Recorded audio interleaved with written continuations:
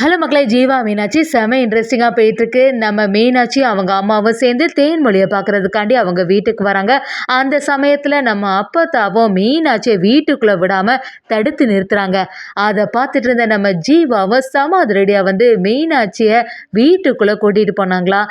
அப்பத்தாவை எதிர்த்து நம்ம ஜீவா செய்த செயல்னால அப்பத்தா இனி நம்ம ஜீவா மீனாட்சி என்ன செய்ய போகிறாங்க? வீடியோக்குள்ளே போகிறக்க முன்னாடி நம்ம சேனலுக்கு சப்ஸ்கிரைப் பண்ணிடுங்க.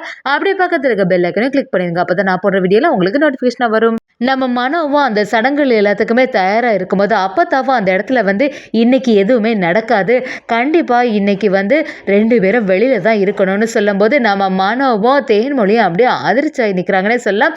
அப்பத்தாவை எதிர்த்து எதுவுமே செய்ய முடியல. அதே சமயத்தில் நம்ம தேன்மொழிக்கிட்ட மனோவும் அப்பத்தா அப்படி தான் இருப்பாங்க, ஆனால் ரொம்பவே நல்லவங்க தான், எதுனாலும் வெடுக்குன்னு பேசிடுவாங்க, மற்றபடி மனசில் எதுவுமே வச்சுருக்க மாட்டாங்க. இங்கே நடக்கிறதெல்லாம் நினச்சி நீ எதுவுமே ஃபீல் பண்ணாதுன்னு சொல்லிட்டு சமாதானப்படுத்தும் போது தேன்மொழியும் அதெல்லாம் ஒன்றும் இல்லை, எந்த பிரச்சனையும் இல்லைன்னு சொல்லிட்டு எல்லாத்தையுமே நம்ம மனோ கிட்டேருந்து மறைக்கிறாங்கன்னு சொல்லலாம். அதே சமயத்தில் அடுத்த நாள் பார்த்தீங்கன்னா நம்ம சுமதிக்கு அவங்க பொண்ணு தேன்மொழியோட ஞாபகமாகவே இருந்துகிட்ருக்கு.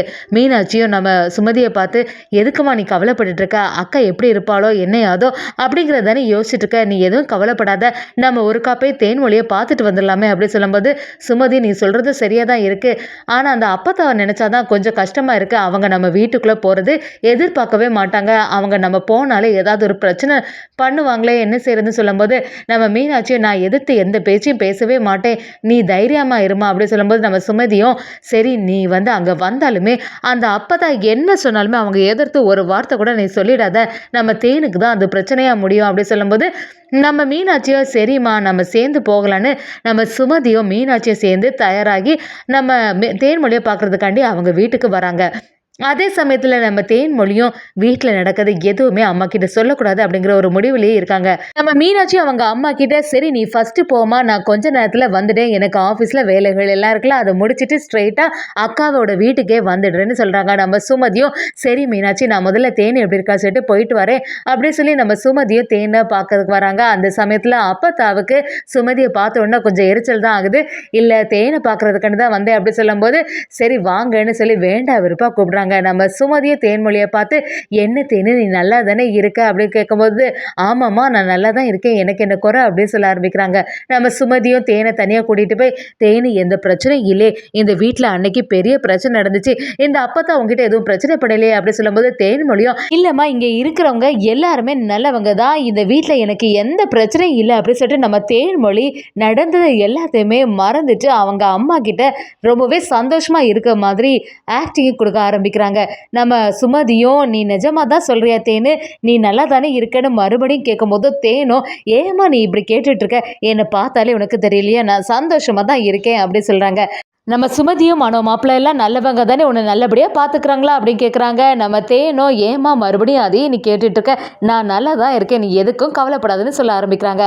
அதே சமயத்தில் வெளியில் ஏதோ சத்தம் கேட்குற மாதிரி இருக்குது. அங்கே பார்த்தா நம்ம மீனாட்சியாக இருக்குது. மீனாட்சி அவங்க அக்காவை பார்க்கறதுக்காண்டி ஆசையாக அந்த இடத்துல வந்து நிற்கும் போது அப்பத்தாவும் நம்ம மீனாட்சியை பார்த்த உடனே நான் தான் ஏற்கனவே சொல்லியிருக்கேன்ல, வந்து என்னோட வீட்டு நடையை ஏறவே கூடாது, உன்னோட அம்மா வேணா வரட்டு, நீ வந்து இங்கே தான் நிற்கணும், நீ இந்த வீட்டுக்குள்ளே வரவே கூடாதுன்னு சொல்லிடுறாங்க. இதை பார்த்த நம்ம தேனும் அவங்க அம்மாவும் பயங்கரமாக ஃபீல் பண்ண ஆரம்பிக்கிறாங்க.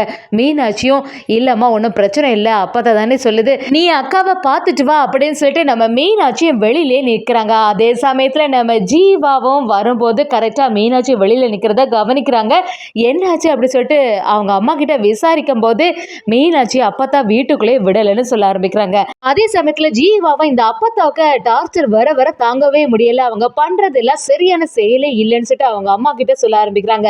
நம்ம தேன்மொழியும் மீனாட்சியை பார்க்கறதுக்காண்டி ரெடி ஆகும்போது அதையும் நம்ம அப்பதான் தடுத்து நிறுத்துறாங்க. அதை பார்த்துட்டு இருந்த நம்ம ஜீவாவும் என்ன அப்பதான் நீ செய்துட்டு இருக்க, அன்னைக்கு அவங்க தங்கச்சி வந்த போது வீட்டுக்குள்ள விடாம இருந்ததே பெரிய தப்பு, அப்படி இருக்கும்போது நீ வந்து இன்னும் அவங்க அக்காவையும் தங்கச்சியும் எதுக்கு பிரிச்சுக்க பாக்குற, அன்னைக்கு மீனாட்சியை வீட்டுக்குள்ள விடலைன்னா இது வந்து உன்னோட வீடு, அதனால நீ விடல, அதுக்காக மதினி வந்து மீனாட்சியை பார்க்க கூடாது அப்படின்னு நீ ரூல்ஸ் போட முடியாது, என்ன நடந்தாலும் சரி மதினி வந்து அவங்க தங்கச்சியை பார்த்தே ஆகணும்னு சொல்லிட்டு நம்ம ஜீவா அதுக்கு ஆதரவாகவே இருக்காங்க.